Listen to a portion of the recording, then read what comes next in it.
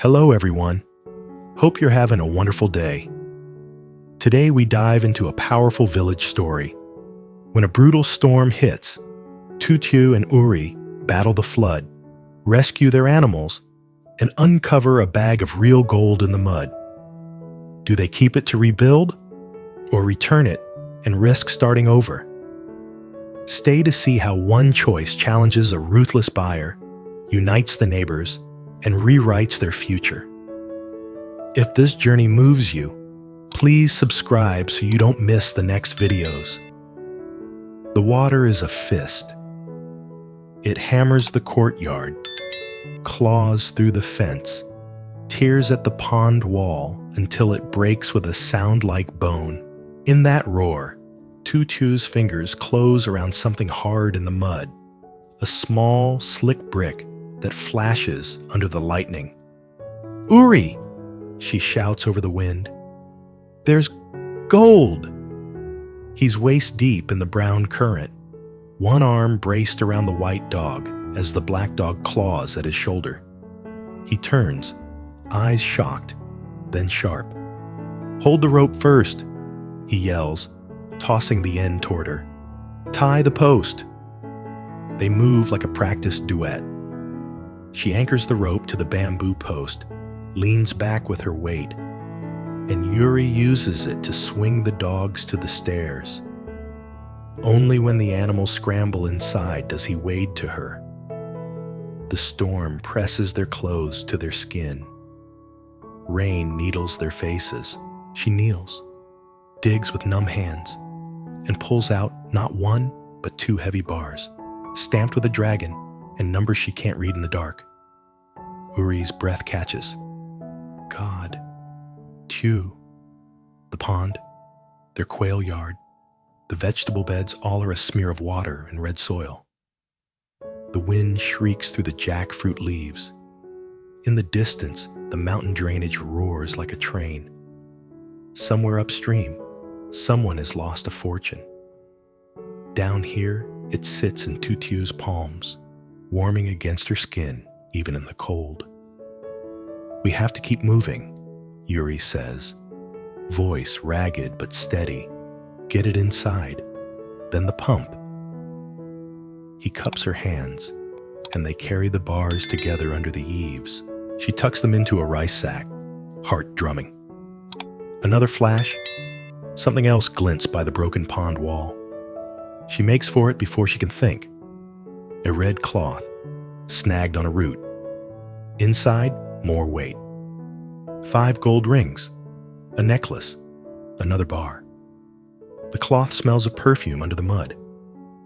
Uri meets her at the step, the dogs pressing close to his legs, shaking water onto his jeans. For a heartbeat, they stare at the horde between them, the storm roaring like a giant who wants it back. "Lock it," he says.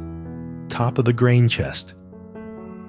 She nods, pushes the red bundle into the chest's corner, covers it with a folded blanket and a shepherd's jacket. Her hands tremble. The jacket is Uri's, mended at the elbow. It feels like a promise she hasn't made yet. The night refuses to end. They work until their arms shake, sandbagging the kitchen door, jamming boards against the chicken coop, bailing with their plastic wash basin. Twice the current tries to take the pump. Twice Uri dives after it, rope biting his waist. Tieu leaning back with all her weight, and a prayer she won't say out loud.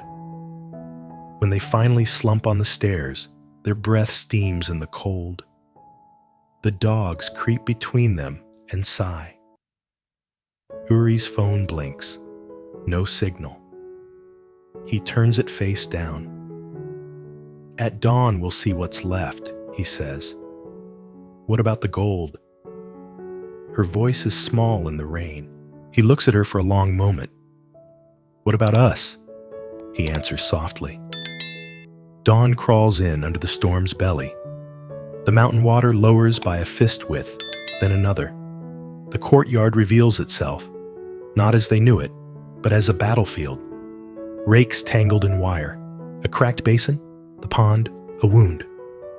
They step into it with bare feet, mud sucking, and begin. It is a day of small salvations.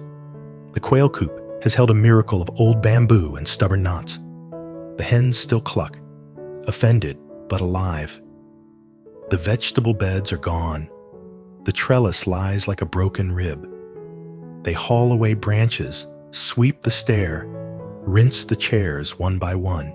The hose sputters, then runs clear. Uri lifts the white dog onto a crate and towels her dry. No more mud wrestling, he chides, and the dog sneezes into his neck.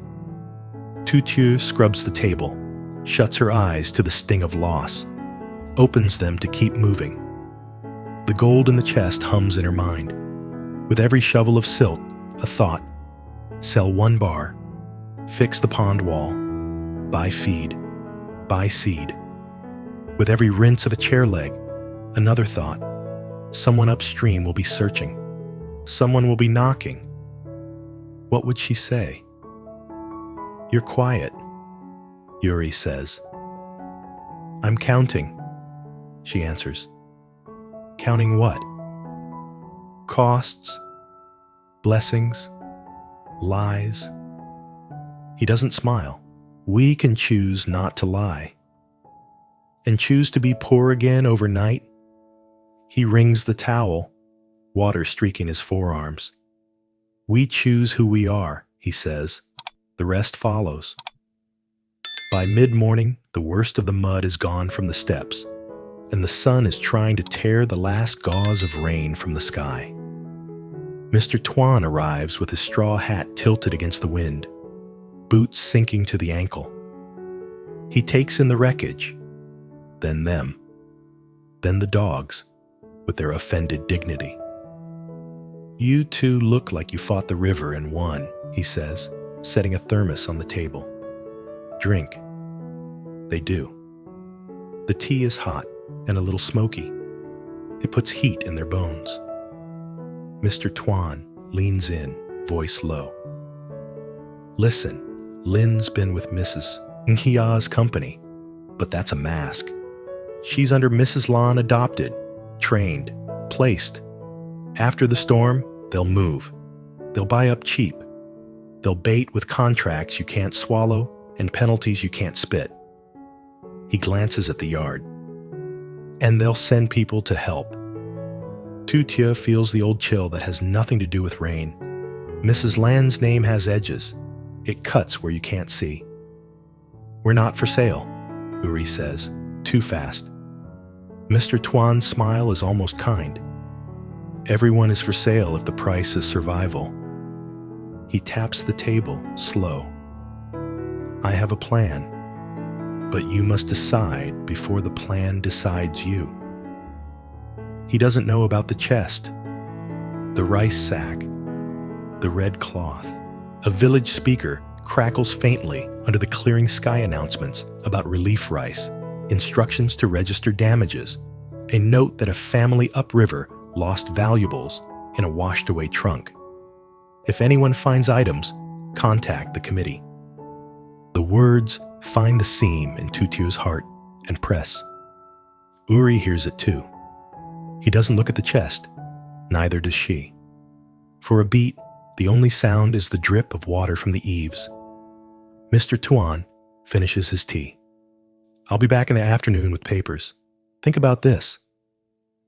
He rises, squeezes Tu Tieu's shoulder. You've stood through worse. When he leaves, the room shrinks around the unspoken. The black dog noses Tu Tieu's knuckles as if to anchor her. She opens the grain chest. The red cloth waits under the blanket like a heartbeat she can see. Uri stands beside her. We can turn it in, he says, not quite a question. We can use 1 bar to fix the pond, she says, not quite an answer. The committee will ask where we found the money. Mrs. Lan will ask what we're worth. Outside, the sun breaks the clouds. For the first time since night, light crawls across the table and touches the red cloth. It gleams through the mud as if the storm polished it for their eyes alone. What we choose now, Uri murmurs, will be written next year. Tu Tieu nods, throat tight. She lifts the cloth into her hands, its weight heavier than its metal, its promise louder than the river. The door frame darkens. A shadow falls across the threshold. A woman stands there, soaked to the knees, hair stuck to her cheeks, eyes searching. In her arms, an empty wooden box with a broken brass latch. "I'm looking," the woman says, voice hoarse, "for a red cloth bag." For a beat, no one moves. Rain ticks from the doorframe into a shallow bowl on the floor. Tu Tieu steadies her breath. "Who are you?" she asks, palms closing over the red cloth, as if the fabric can feel her pulse. "My name is Huang," the woman says. "Our trunk went with the river last night. Inside my mother's dowry, a red bag. The rings are engraved. Here." She raises a shaking finger to her own ring finger. Inside the band, the letter K for Q, my mother. Uri and Tu Tieu share a fast private glance. The bars had dragons and numbers. The rings Tu Tieu had only seen the brief glint. "Where's your house?" Uri asks. "Upriver, by the old fig trees." Huang swallows. "The committee told me to ask door to door. They said to try here. The water turned at your bend." Tu Tieu loosens her grip on the cloth. "If it's yours, you'll know what else is inside." Huang's gaze is steady in a way only exhaustion can make it. One necklace with a flower clasp that sticks on the left. 4 rings with K. One thicker ring without letters, it's new, my husband's. And a bar with a dragon and a dent on the corner, my younger brother dropped it when he was 5. We never fixed it. He said it made the dragon lucky. Under the blanket in the chest, a shape seems to breathe. Uri nods once. "Let's not do this in our kitchen." They tie the red cloth shut with a new knot and wrap it in a rice sack, then lift the grain chest lid all the way to show there's nothing else hidden. Tu Tieu does it slowly, deliberately, as if she is pinning herself to the decision. The white dog whines but sits. The black dog lies against her ankle like a weight.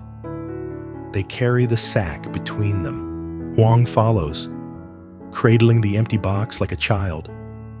The lane is still soft with mud. Neighbors pause, eyes flicking from faces to bundle and back.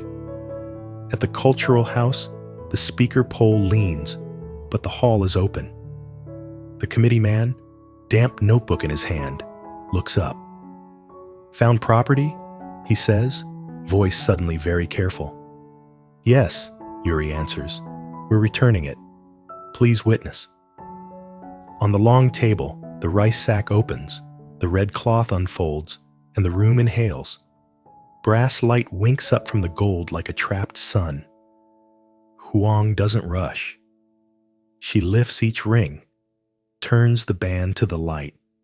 The letter K is there, shy, worn thin by years. She finds the thicker ring and puts it to her lips before anyone can stop her.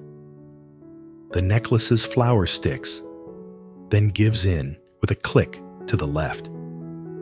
Last, she picks up the bar with the dragon and shows the committee the tiny dent near the corner. Her shoulders drop. The air around her loosens. She sets everything down and bows to the table, to the committee, to the room, to Tu Tieu and Uri last. "Thank you." The committee head writes, stamps, writes again. "Per procedure," he says. "The owners confirm and the finders sign." He hesitates. There is no official finder's fee here, but he looks at Huang. Huang has already taken off the thicker ring. She presses it into Tu Tieu's hand. And when Tu Tieu tries to protest, Huang shakes her head. "This we can replace," she says softly. "My mother's rings we cannot. Please, let me help repair your pond wall. My brother has a truck and men. We'll come by evening." A slow murmur rolls across the room. Surprise first, then approval. In the doorway, a figure in a pressed raincoat watches with narrow interest. Lin. Beside her, in a dark suit that still smells faintly of perfume and money, Mrs. Lan. "So much ceremony for a sack of mud," Mrs. Lan says to no one in particular, smiling sharp. "I came with a contract to relieve your burden, Tu Tieu. The storm has been unkind." Lin's eyes flit to the table, to the bar with the dragon, to Tu Tieu's hand closed around the ring. Something unreadable crosses her face. Envy, or respect, or both. "We're not selling," Uri says, even and clear. Mrs. Lan opens a leather folder, slides a page across the table toward Mr. Tuan, who must have slipped in during the signing, hat dripping down his back. "Numbers," she hums. "Low interest now. High penalties later. You'll never feel the hook until the line is tight." Mr. Tuan doesn't touch the paper. "You're late," he says. He puts his own papers down, thinner but solid. Rebuild loan from the cooperative fund. No balloon clauses, and there's a new grant for flood resilience pipes, reinforcement, and seedlings. We will file today. Mrs. Lan's smile doesn't move, but her eyes cool to a degree. Grants blow away in the wind. "I don't. Neither do we," Tu Tieu says. The committee head clears his throat, grateful for a procedure. "Sign here," he tells Tu Tieu and Uri, "that you returned the items, and here, to Huang, that you received them." The stamps come down like gongs. The sound binds the room. By late afternoon, the lane hums with engines and voices. Huang's brother backs a truck to the broken pond wall. Men in rubber boots carry stone. A mason levels a string. Uri rolls sleeves, shoulders into the work. Mr. Tuan shuttles between piles of rock and the table where the cooperative officer checks boxes with a stub pencil. Even Lin lifts a bucket of gravel once before Mrs. Lan's look calls her back under the awning. The wall rises, course by course. The pump returns to its platform. The hose runs clear. When the sun slips low, it goes copper on the new mortar, as if blessing it. They eat standing up sticky rice, boiled peanuts, and a pot of ginger tea Huang has brought. The dogs weave through ankles like inspectors. "Thank you," Huang says again, more quietly now that the crowd's noise makes space for simple words. "Had you kept it, no one would have known today, but we all would have known you tomorrow." "We would have known," Uri says. Tu Tieu turns the thicker ring in her palm. It is heavy with someone else's story. She presses it back to Huang. "Keep it for your husband," she says. "If you still want to help, send the truck tomorrow morning. We'll need sand." Huang looks at her as if she's reading a line of text she didn't know she knew, then nods, smiling a real smile that lifts the day. Mrs. Lan folds her contract once, twice. "People like you," she says to Mr. Tuan, half a sneer, half a warning, "build with applause. I build with signatures." She turns to go. Lin lingers an extra second, meets Tu Tieu's eyes. And for that second, she is only a young woman tired of being someone else's idea. Then she is gone. Evening falls cleanly, like a page turning. Uri washes his hands in a basin. The water runs gray and then clear. He touches Tu Tieu's shoulder, leaving a wet crescent on her shirt. Hey, he says, soft as the first dry wind. You chose. We chose, she corrects. Does it feel like we rewrote anything? She looks at the new wall, at the committee's stamped paper drying on the table, at the lane where neighbors still talk in twos and threes instead of hurrying home like they do on hard days. She looks at the dogs asleep, nose to tail, at the basin stacked with clean bowls, at the sky making room for stars. It feels, she says, like the river returned something better than gold. Uri laughs low. Careful, that sounds like a proverb. It's just a promise. She slips her fingers through his. Next storm, we'll be ready. And when Lan comes, we won't be alone. He lifts her hand and kisses the back of it, like they have all the time in the world. The golden choice, he murmurs. I like the sound. They stand under the eaves where the night began. The courtyard rinsed, the wall new, the air washed of its old fear. Somewhere upriver, a house lights one more lamp. Down here, two people learn that the weight of what you give back can lift more than the weight of what you keep. The wind moves, not to tear or take, but to carry voices. In the center of the farm, their fate once soaking and directionless has edges again.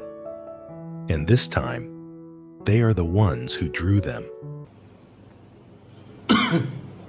Một đêm mưa như chút nước đã phá tan trang trại của Tứ Tiêu và Uri, xe toạc bờ ao và nhấn chìm khu vườn. Trong khi cứu những chú chó của mình, Tứ Tiêu tìm thấy những thỏi vàng và đồ trang sức bị cuốn trôi từ thượng nguồn. Vào lúc bình minh, ông Tuấn cảnh báo bà Lan và Linh sẽ lợi dụng thảm họa khi những người phát thanh trong làng thông báo về những đồ vật có giá trị bị mất. Hương đến tìm của hồi môn của mẹ cô, một bó vải nhỏ có khắc chữ K, một thỏi hồng rồng bị móp và một chiếc vòng cổ. Tứ Tiêu và Uri mang bó vải đến ủy ban, trả lại và ký biên bản. Gia đình của Hương giúp xây lại bờ ao. Quỹ hợp tác xã và kế hoạch của ông Tuấn đã qua mặt hợp đồng của bà Lan. Đến tối, tiếng máy bơm rền vang, hàng xóm tụ tập và bức tường lại như mới, lựa chọn chính trực thay vì lợi nhuận. Tứ Tiêu và Uri có được đồng minh đảm bảo sự ủng hộ và học được rằng việc cho đi là có thể viết lại số phận.